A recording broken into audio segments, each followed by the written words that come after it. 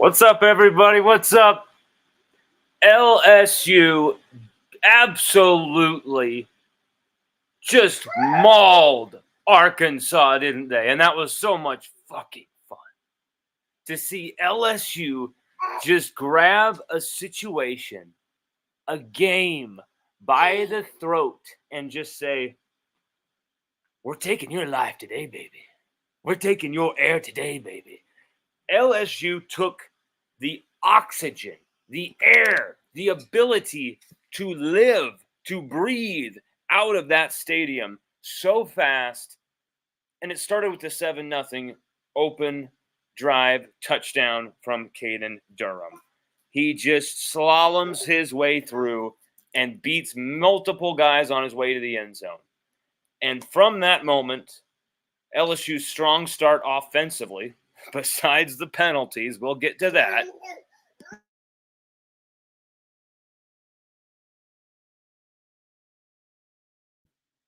We'll get to that. But it's been insane. It's been insane, and it was a very promising start.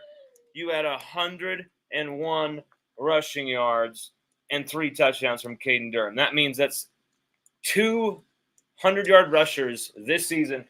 And guess who is both of those 100-yard rushers?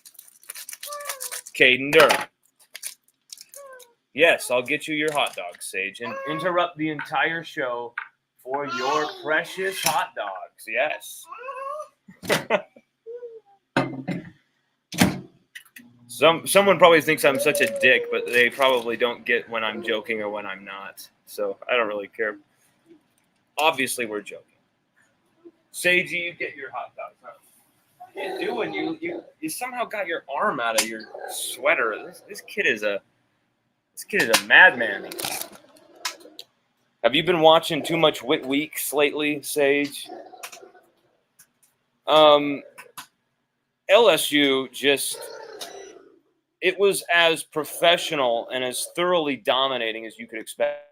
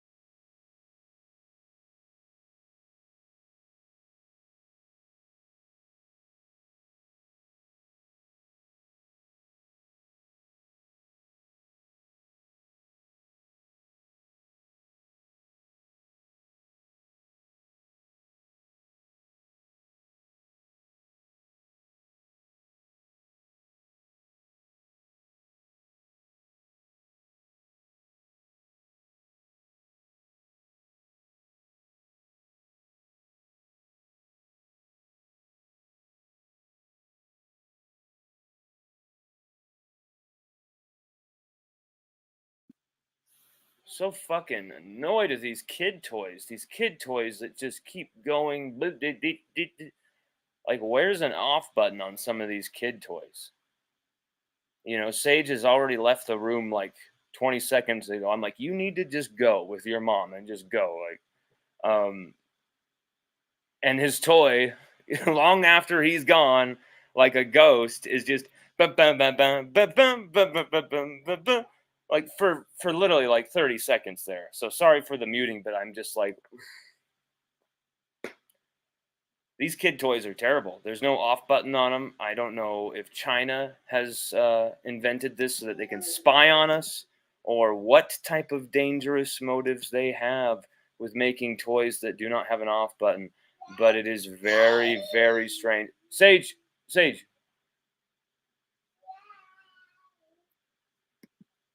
go back with your mama in the living room, okay? 1 second, guys.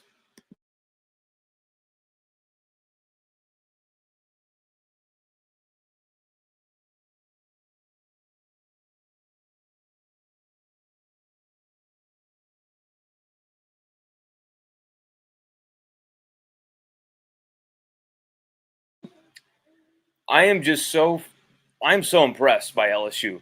Okay. And here's why. I expected LSU to likely win this game, to completely make my prediction look foolish, because the second I made the prediction that LSU would lose 21-23. Now, I had certain designs for this prediction. It wasn't necessarily to make me look good. It wasn't I knew it might have a chance to make me look bad. There's someone I wanted to fuel with that prediction. There was someone I wanted to say, "Hey man, even the one guy who always is in your, in your corner is even saying you're going to lose this game." I wanted that person to feel doubted. I wanted that person to feel motivated to show even me. And that was exactly what happened from multiple individual players who went out there and just fucking wrecked Arkansas, guys. This game was so much fun to watch. Um, and I've already watched it twice. And let's go through some of this, because of course it started with Caden Durham just being an animal. A 7-yard catch here, a couple of yards there, another big chunk here. And he didn't go for these giant, 86-yard runs, 70-yard runs, whatever, but he chipped away and wore down Arkansas. And what we were saying before the game would decide this game. What did we say before the game would decide this game? I said there was two very just kind of obvious keys to me. LSU ability to run the ball and LSU's ability to stop Arkansas's running. Jaquindon Jackson, their running back, who had 10 rushing touchdowns already this season. 10 rushing scores for Jaquindon Jackson. Sage Ryan knocked that dude out of the game when he only had 3 carries for 13 yards, something like that. LSU held Arkansas to 38 yards rushing. 38 yards rushing. Say that again. There's Greg Penn to third with a brilliant fumble, and yet another turnover participation play from Major Burns. This kid, I think that's his second fumble recovery of the season. What a play by Greg Penn the third. Obviously went off injured. And that's, I think, one of the more exciting things about this game is, sadly, the fact that we lost Greg Penn the third, and you're thinking, oh my God, what is going to happen to our linebacking core? We're screwed. You're really thinking like, oh man. And then Devon Keys, a freshman I've been higher on than Snoop Dogg, Willie Nelson, Matthew McConaughey, and Woody Harrelson, all in the same tour bus. This is a dude I've really enjoyed watching during his time at Aledo. I love talking with his father, Scott. Awesome dude. He really is invested in LSU, really invested in his son being an LSU great. There was no wavering from that family when there was staff turnover, just complete investment.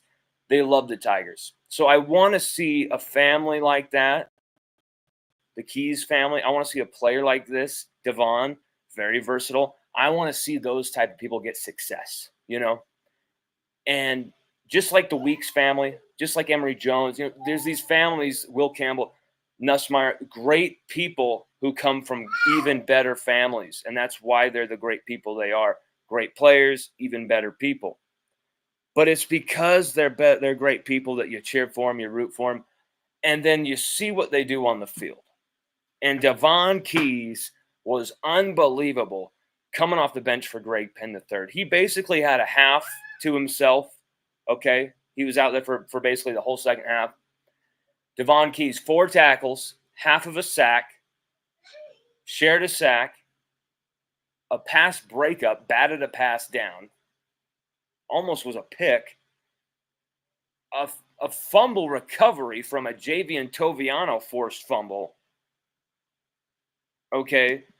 I mean, and a tackle for loss. Like, this kid did everything you would want of someone in that position, and more, really. I mean, if he just came in and just was kind of the glue and had some tackles and some stuff like that, okay, keep us rolling, basically, right? Instead, Devon Keys comes in all action and really not only looks like he belongs out there, he looks just comfortable being like he's a starter. I'm not joking around. I understand Arkansas, the talent level compared to LSU is way less than we expected. And here's the thing, Arkansas have played up to the competition that they've played so far this season. But maybe that tells you just how bad a team like Tennessee is. Maybe that tells you how bad and how rugged and how inconsistent a team like Texas A&M is. And so while both those teams might have just one loss, so does LSU. And it just seems like LSU has been discounted for these other teams, Texas, Tennessee, Georgia, Alabama, who now have 2 losses before November. Wow. It just seems like LSU's lost in the shuffle. And it has benefited LSU. I think the USC loss has almost benefited LSU because this team, week to week, it's not perfect yet. There's still some big question marks about this team in certain spots, especially, mostly, do they have the bodies to keep this thing going? You know, do they have the guys to keep this thing going? Now you're losing Penn for however long. We're going to find out about that. I do have news for all of you, though. Sage Ryan he's fine. Sage Ryan is okay. Sage Ryan, who had his best game as an LSU Tiger the other night, he's fine. He's fine. And this defense, they just go from strength to strength to strength with this defense. You saw Sage Ryan, who he's made some mistakes. He's had some poor plays in his time, but there's no way he's ever been close to as bad of a player, anything that people have said. In fact, Sage Ryan has accomplished more on the field than a lot of his teammates have. And people just they have short memories. They don't notice that he had 4.5 TFLs last year, which was more than Mason Smith and the same amount as Mekhi Wingo last year.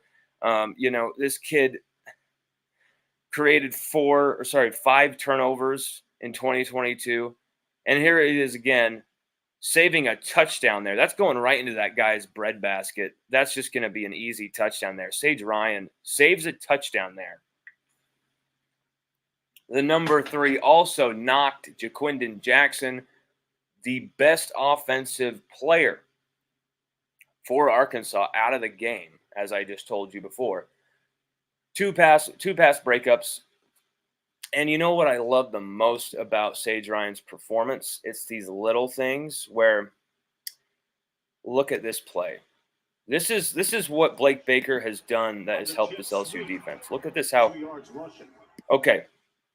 This before with Matt House, you see this gap right here, this little lane right here? This guy would take this for about 30 yards. He'd go around this edge and he'd just be gone. Everyone would be screwed. But you can already see Keys, he's kind of looking over here going like, whoa, that's going over there. You got Whit Weeks, he's recognizing. You got Swinson over here, he's already flying to it. That's Penn. And actually, Penn does bite on that, my bad. Penn bites on that, which is going to happen in that situation. But look at that recovery. He bites on it, and he's still able to – he's probably going to stop him somewhere around this point, maybe a yard or 2 close to the line of scrimmage. But it's that right there to me that's most impressive here. Major Burns gets off the block I think this is Lucas Haas, the tight end, who's got Major Burns locked up. And then Sage Ryan comes here and helps him clean this up.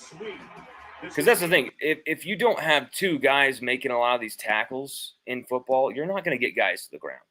And so many times last year, people would blast one guy. And how is that guy not getting him down? And he got burnt by that guy. And it's like, have you tried tackling even like the best youth athletes in open space with full momentum, a full head of speed going? Like, it's almost damn near impossible, okay? And so, you've got to get lucky to make that happen. And so you think you can just point, hey, how come you didn't tackle this world-class athlete in space, completely isolated? Maybe you're already worrying about this responsibility over here, and now this guy's come flying into your lane, into your gap, and you're the only one there to make a stop, and you've got to react right then. It's not always going to be perfect. It's not always going to be pretty. But what has made Blake Baker's defense excel this season is it's the team swarming together. It's the team violence. Look at this. You've got all these guys ready to make a play, and they're all going to stop him short of that first down line. It's almost like you will not fucking pass. And Sage Ryan, Major Burns combine here. They stop him. He only gets, 4 or 5 yards on that carry. And this looks like it's going to be a big play here. Boom. They fool this entire front right here, okay? I was kind of wrong on that with Gray Panther. He recognized it, but he's like, oh, shit, I bit on this. And then it's really Major Burns gets off a block. And then Sage Ryan comes down and makes sure he's going to clean that up. It's just great team defense. It's great team defense. What's up? Here, bud. What are you doing? It's just fantastic team defense. And that's why LSU have been so successful this season. You can say whatever you want about this team offensively. There's been some, like the penalties yesterday were absolutely abysmal. The penalties were shocking. 6 illegal procedure, false start, whatever, delay a game, all this shit, penalties. 6 in the first half alone. LSU had nine penalties altogether. Not what you want to see. You don't want to see LSU throwing games away with penalties. And here's the sad thing. LSU nearly let this team back in the damn game. This was 16-7, 16 to 10. And they have the ball. It's 16 to 10. They have the ball because of penalties and our offense just being stupid at times tonight. Just not making the right plays. And some of it was a lot of calling passing plays that were just, you're not going to get the first down here. Why are we doing this on 3rd down, 2nd and long? You're calling these pass plays that we're not going to get past the sticks. What's the point of this? CJ Daniels had his best game, breakout game at 86 yards, 7 catches. And then he took a wallop, and it looked like, I don't know how hurt he is, but he's pretty banged up.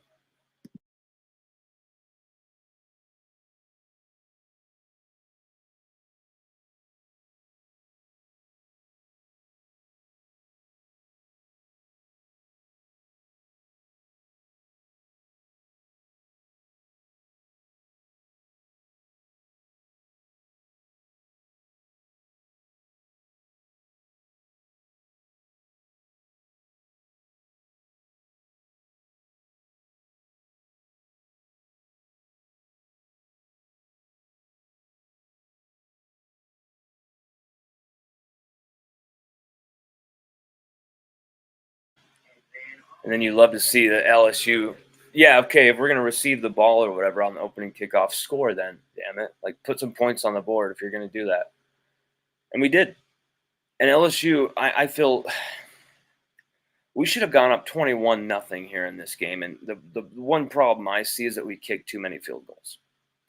And you love that Damian Ramos is mostly, he's burying these things. They look like bullets. He's really accurate with the field goal kicking this year. But these need to be touchdowns.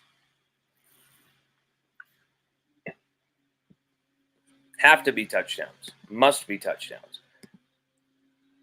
And it was very strange to see that Garrett Nussmeier did not have a single touchdown pass all last night.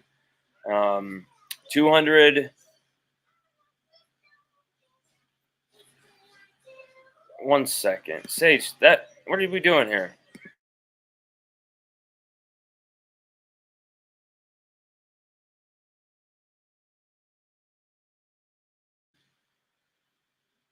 Nuss only had 224 passing yards, 0 touchdowns. His lowest of any start, lowest of any game. I think he's played more than like a half. It was not. There was a lot of dink and dunk to Aaron Anderson, Kyron Lacey, C.J. Daniels. I'm not going to say it was extremely impressive. Like the passing, it did the job, and that's all that matters.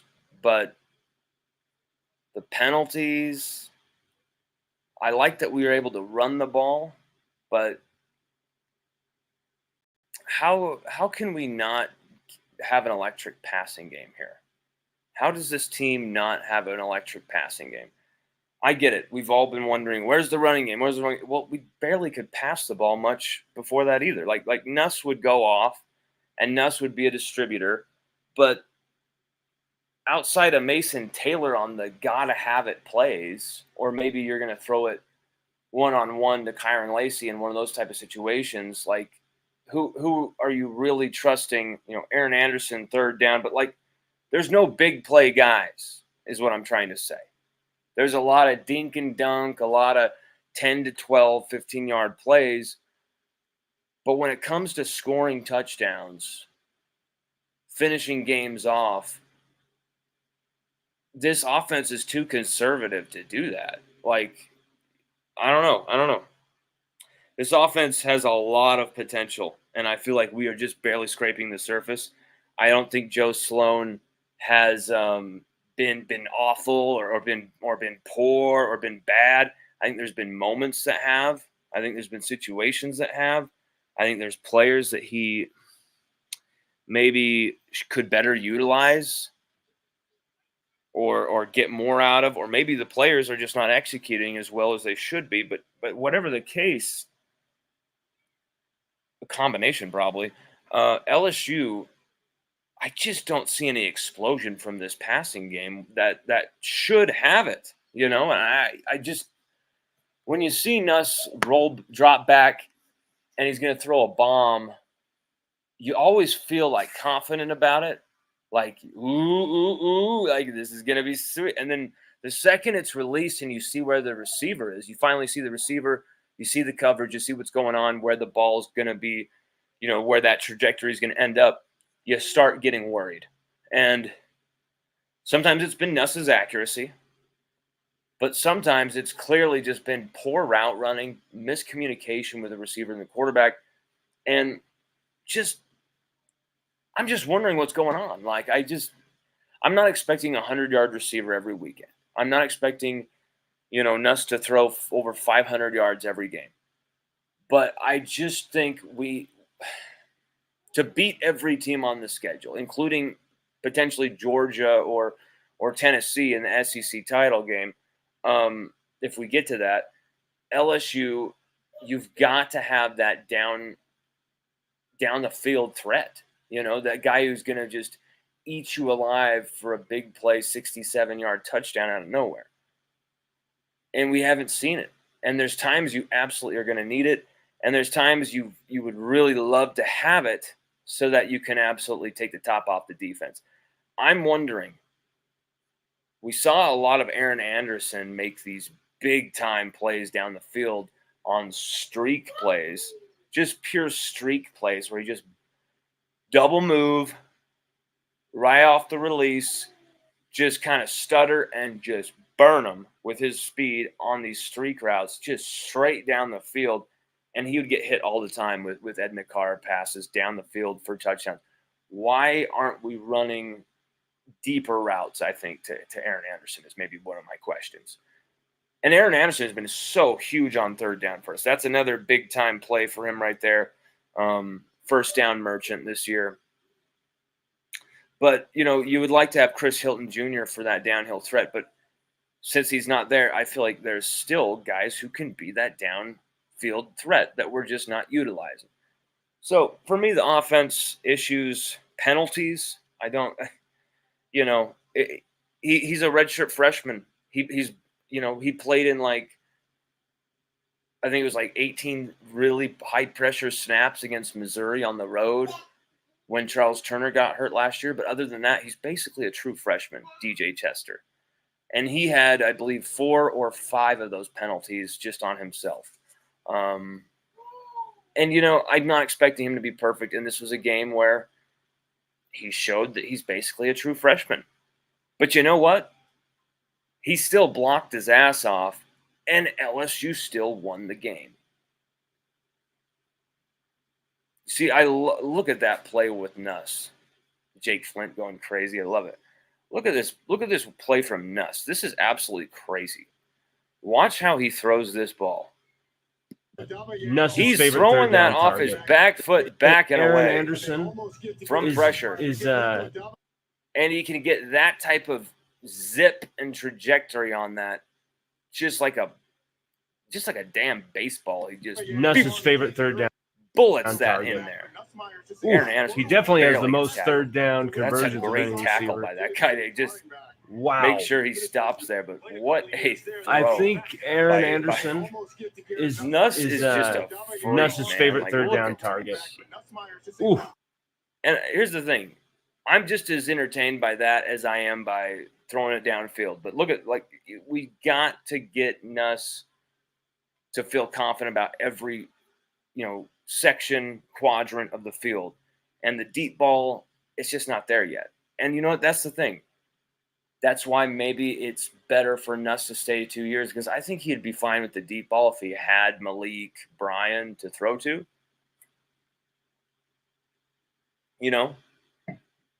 But he doesn't, and I think he'll figure it out. I think he'll get that going, and why not give Jelani Watkins a try? Why not give Jelani Watkins a run out?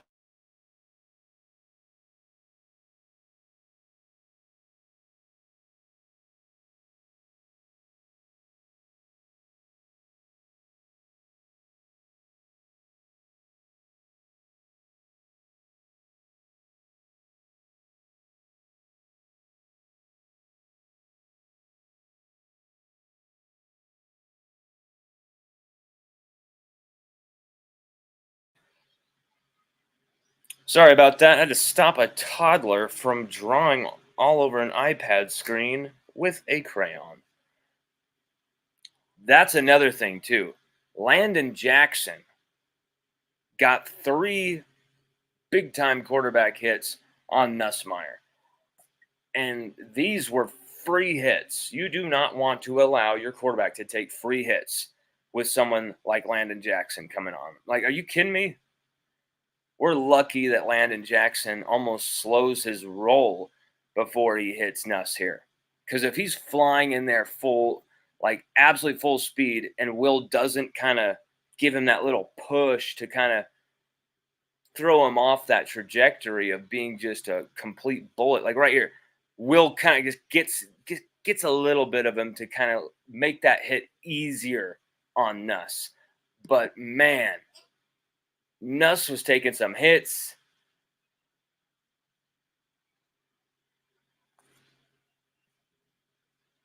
And I get maybe that's why they don't throw it downfield, is they don't want Nuss taking too many hits. But it's this is such a wall of a pass pro offensive line that I think you roll the dice there and go for that with Jelani Watkins down the field. Why not?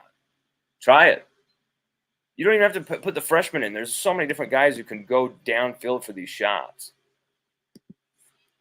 The Pope of LSU, what's up, brother? He says, Nuss was cool as a cucumber while under pressure, took his time with the reads and everything. That's the thing, man. It's hard to even criticize this offense, even when you want more explosion. You want us to put teams away faster.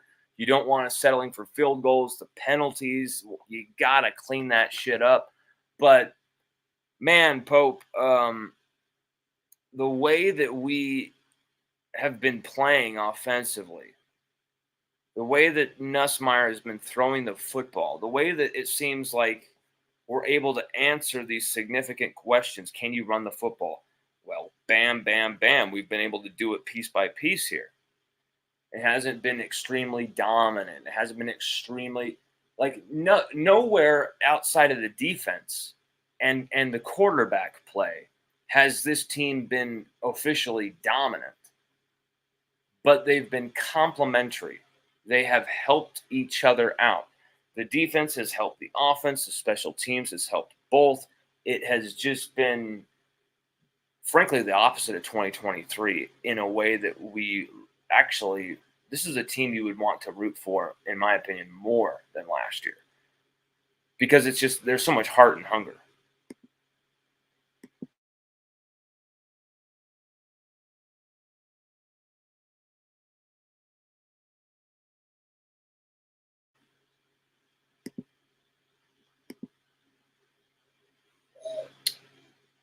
Well, let's take a look at some of these stats because this is crazy. LSU held Arkansas to 277 yards of total offense. Like, if you look at LSU's defense this season, the most points they have allowed this year is 33 points to South Carolina. 33 points to South Carolina. 27 to USC and 26 to Ole Miss, and it took overtime for Ole Miss to score 26. So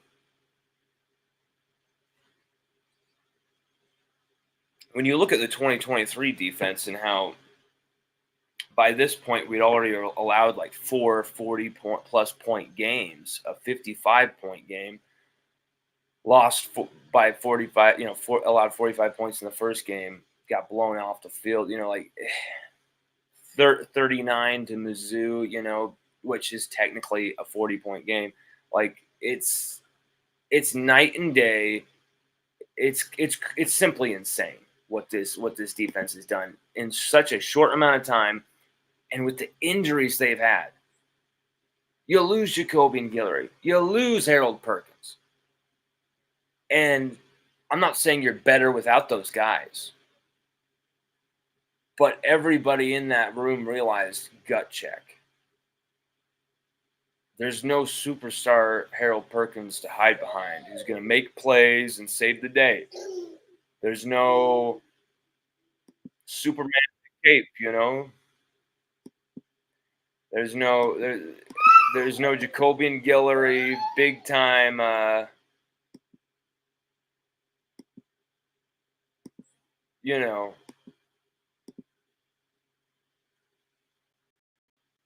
veteran anchor defensive tackle that everyone looks to, leader in the locker room.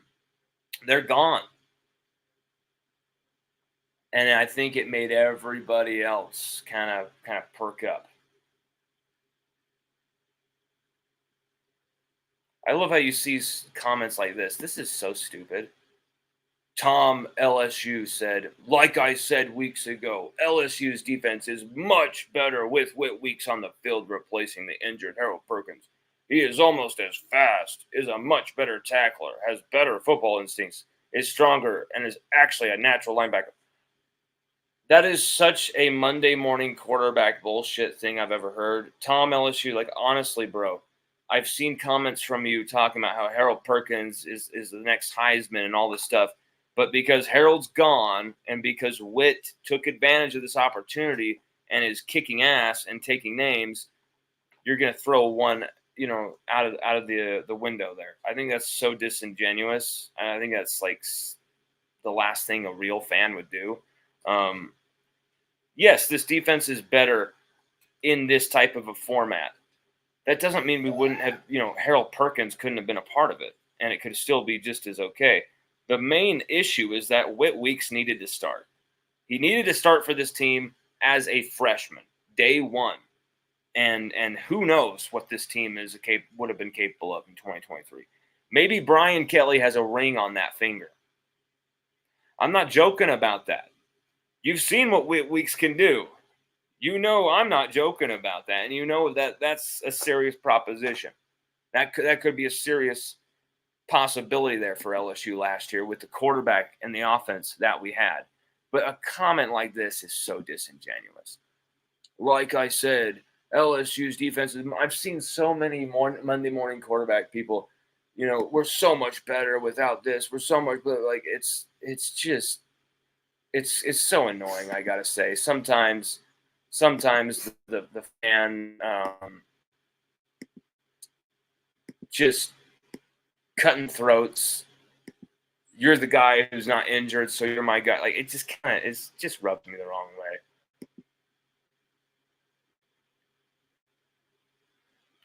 And yet sometimes people accuse me of loving injuries because I report them more than anybody else because we get the information. Like it's very strange, very strange. When, you know, how many people in the media do you know actually text the players after they're injured for months and months and months, and how are you doing, and how's your recovery, how's it going? Like probably not too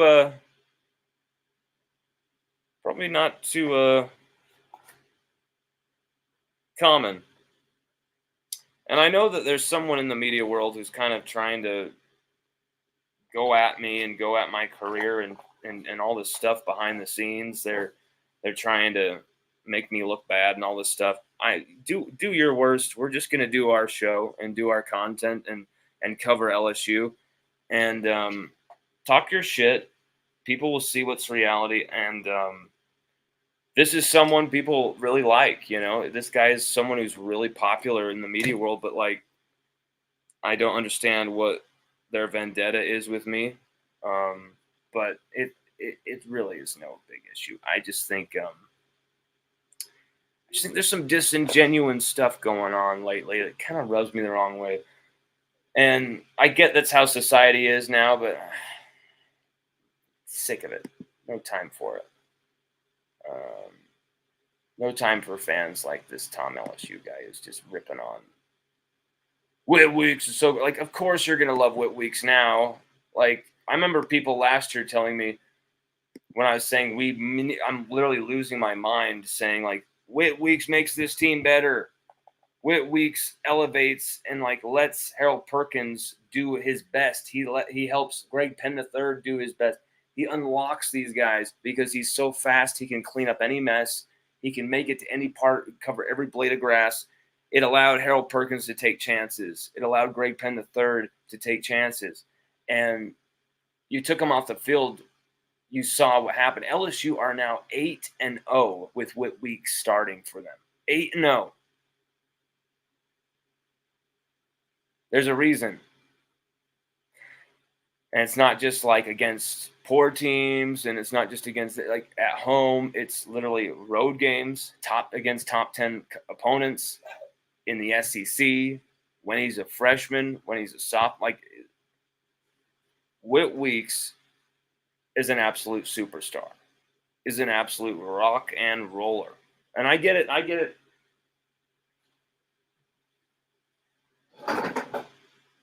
People want to act like they know everything and want to be, you know, Mr.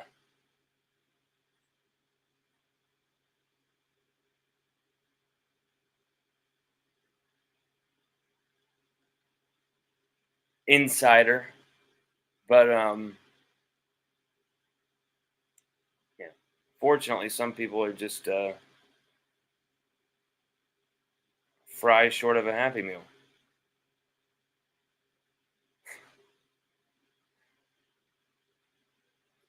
Then you got another fan like Harold Hibbard, my guy Harold Hibbard.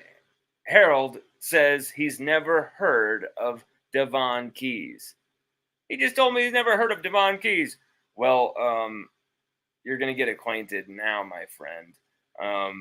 Literally, Google Devon Keys, and you're going to find a lot of brilliant plays.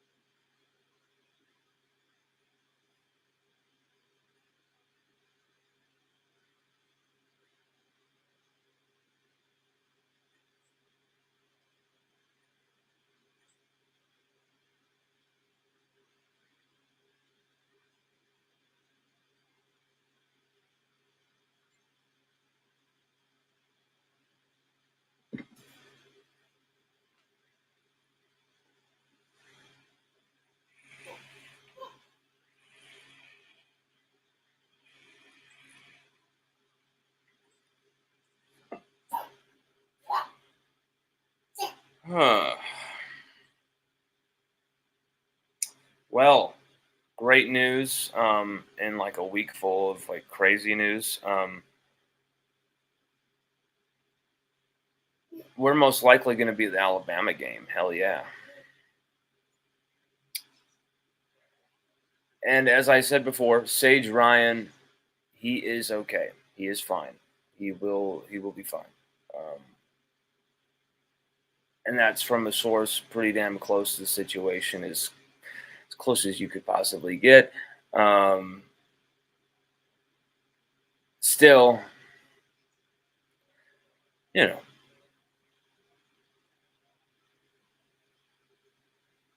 someone who was really close to Harold Perkins right after his injury told me he was perfectly fine. Like, oh, he's not even hurt, man. It's all good. And I was kind of like, yeah, that doesn't seem right, bro. I think I know what I just saw. And so I was just kind of like, okay, whatever.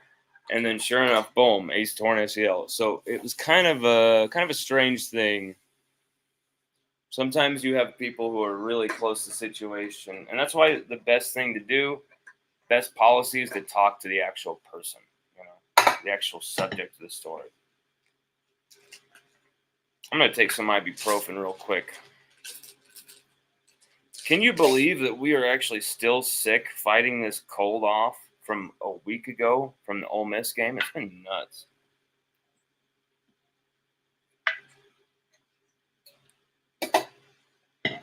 Like, we're never sick, and usually if we get sick, it's like for a day. We just can't seem to fight this thing off. But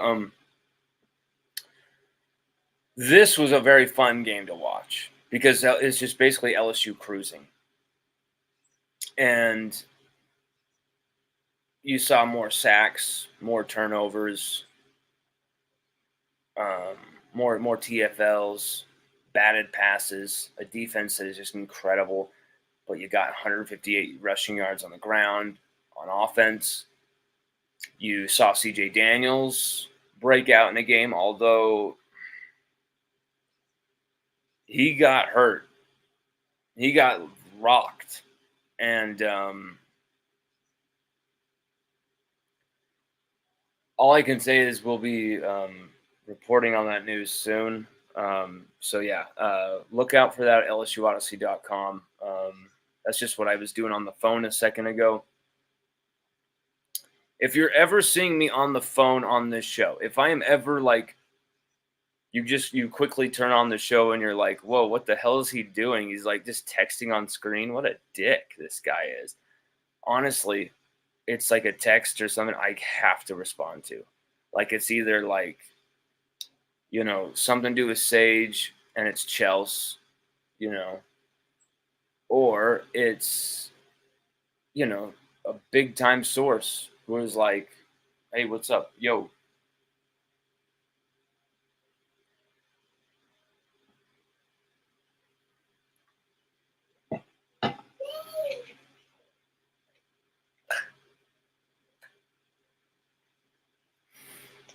But how are you guys all doing this crazy Sunday? I mean, it just feels so good to bask and relax in the fact that LSU is 6-1 now. Atlanta is right there in sight. This team could be in Atlanta once again, second time in 3 years under Brian Kelly, and it would be nuts that we didn't even make it the year we had Jaden Daniels winning the Heisman. So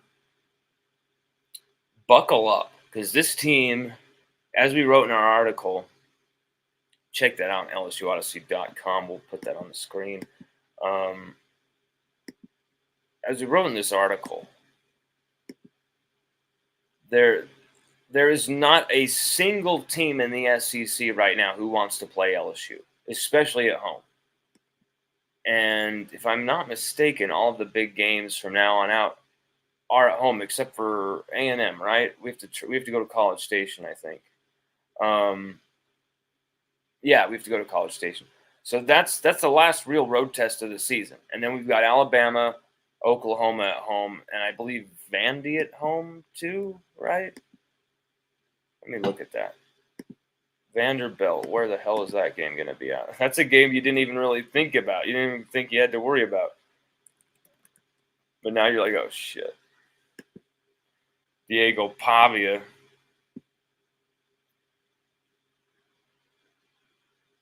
You got to fight for your right to Pavia. Bum, bum, bum, bum, bum. Well, you're beating Alabama with the fucking overtime. They put the goalposts in the fucking river. You gotta fight for your right to Pavia.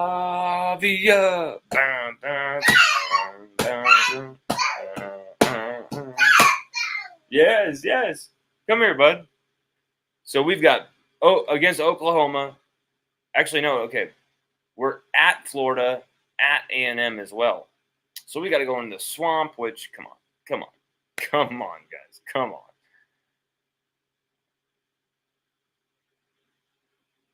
Alabama, anywhere from 2:30 to 7 p.m. Vanderbilt will be kickoff 5 to 7 p.m. Oklahoma 2:30 to 7 p.m. So no early morning games the rest of the year from here on out, right? Yep. A&M at 5:30. Sorry, that's our time. 6:30 Central.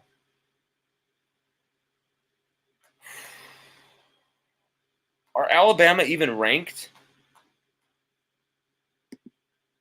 Did they drop out of the rankings? They're not showing a ranking on the screen right now for them. No way. That can't be. I got to look that up right now. There's no way. No, there's no way. That would be so beautiful. They're out of the top 25. There's no way, right?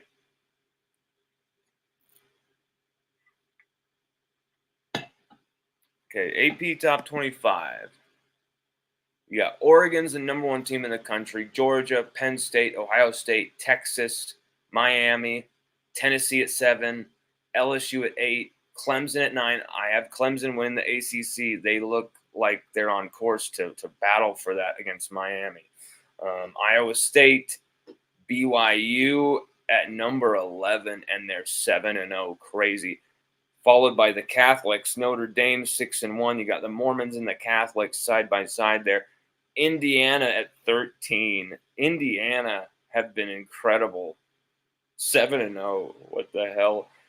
Alabama has dropped to 15th at 5-2. Only to 15th at 5-2. I understand they lost to Georgia. They lost to Vanderbilt. They've got the win against Georgia, number 2 Georgia, so that's gonna give them some points. But you lost to Vanderbilt, and then you lose to Tennessee. Like, Tennessee is a game that Alabama would have like blown the shit out of Josh Heupel's team, like blown them off the field. Like, Saban would have been like, "How dare you allow us to lose a game? This team thinks that another fellow top 10 team thinks they're going to push us around. Go bludgeon them like they're an FCS team." And they would go do that. And you're not seeing that from Alabama. And they're 5-2, and it's not even – it's just barely October 20th today. What an incredible, incredible moment. See, Vanderbilt are ranked 25th with a 5-2 record. I'm sorry. They should be ranked ahead of Alabama. I understand Alabama better strength of schedule. Like, I don't care. Vandy are an SEC team. They beat Alabama head to head, 5-2 record, same record. They should be ahead of Alabama. We are going to fight for our right to Pavia, damn it. Boise State at 17, Kansas State at 16, Pitt at number 19, Illinois number 20. There's some weird teams. SMU are in the top 25 this year. Army and Navy, number 23 and number 24, both undefeated. This is a crazy season. This is a wild season. 2007 vibes to the max. And you all know how the 2007 season ended for LSU, don't you? We're going to close by saying one thing. I know you guys want to shit on me for picking against LSU. I know you guys want to shit on me for that, and I get it. I know some people want to go, he's a traitor, whatever. He's a like, just stop. Just stop. Have that same energy for all the other LSU media people, all the other LSU fans, including yourself, who have ever doubted yourself in a game, doubted the Tigers in a game, doubted LSU being able to pull it out. Yes, you would criticize me if I picked LSU to win every game too, wouldn't you, right? You'd be like, Sunshine Pumper, he's got purple and gold sunglasses on, he can't see the reality. I've been called all that. I've been called a fake, just kind of like a fan, a fake reporter. He's just a fan. He's always going to pick LSU, always going to rep LSU. We have literally just called it as we've seen it this whole time that we've been doing this. We've made some terrible miscalculations before, some terrible miscalculations in our predictions. We thought the 2020 team could compete for a national championship. But you know what? We made that prediction before, guess what? The pandemic. We made that prediction in late February and before all the opt-outs too. So you have Jamar Chase with Terrace Marshall, Eric Gilbert, and that offense. Maybe you pull a 2023 and you can outscore a lot of teams, and maybe the defense is able to pull its ass together. But with Bo Pelini and that team, who probably not. So we made some mistakes with our predictions. We've also been eerily accurate with some as well that we'll never get credit for, and that's fine. We have had a reputation as someone who, give me credit, I did this, give me credit. I really don't care that much. The people who actually cry the most about people giving me credit are actually the people who support us, our friends, our followers, some people in my family too, who are like, hey, give this dude credit, you just ripped off his story. Show me a tweet where I have literally been like, hey, yo, give me my fucking credit. I'm going to steal your lunch money. Show me a tweet where we've said that. You will never find it. There's a lot of things we are accused of, or people kind of like, hey, he's doing this, like, it's just gaslighting, and it's funny. Look at what we do. Look at the evidence of how we do what we do, how we do it. All the how should I say this?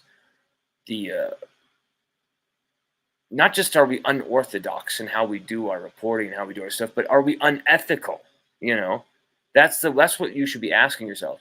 Is this guy unethical in how he does this? Is this guy crossing the line with this? Is it? And then compare me to all the other media people you know, and do your research and do your deep diving, deep digging, and you'll find some very hilarious facts about some of the some of the things that you think are the way it is. Might not be so true. And so we're really just like, I want to just cover LSU and just avoid any of this drama and just really just get deep into this season, you know? Like, that's the thing is I'm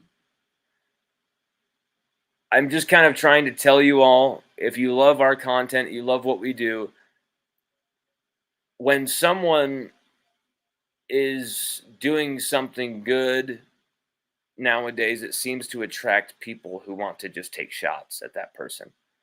So I'm going to be taking some shots lately, okay? So just get ready for that. And, we'll let the chips fall where they may, but I'm not going anywhere. We love doing what we do. This 2024 LSU team might even be destined for Atlanta this year. It's crazy. And we're all here for it, baby. Everyone, take it easy. Have a great rest of your Sunday. Nothing but love for everybody. That's the thing. There are some people who think that they can say and do terrible things in the name of being on the internet, and then it's all good. I view it all like you're talking to me on the street, basically. I don't view it like you're 3,000 miles away. I'm going to be genuine to you as if you were sitting here in my living room. I'm going to actually be like worried if you're upset about something, you know, like maybe, and I just see like there's a lot of disconnect there for the internet nowadays. It's kind of weird. And so if we are a little more quiet and a little more reserved for the rest of our career in what we do as far as like fan interaction, stuff like that, don't be like upset about that. We're doing that because I don't think it necessarily always is a positive thing for us, positive experience for us, because some people just frankly want to cause a scene or drama, and because we make ourselves available for it, they want to get us angry. They want to get us riled up because it makes them entertained. It makes them laugh that we're pissed off and we're saying this and we're saying that. So just keep your eyes peeled for the trolldom, for the insanity. And if you see us completely ignoring all of it, if you see us completely just like, if we may ignore a comment of yours, it's not because we're ignoring it, it's because we're not looking at the comment section. We're not looking at this. We are just going to let people's opinions and what they think about everything just kind of flow, and we're just going to keep our opinion in our content where it belongs. Thank you guys. Have a good rest of your night.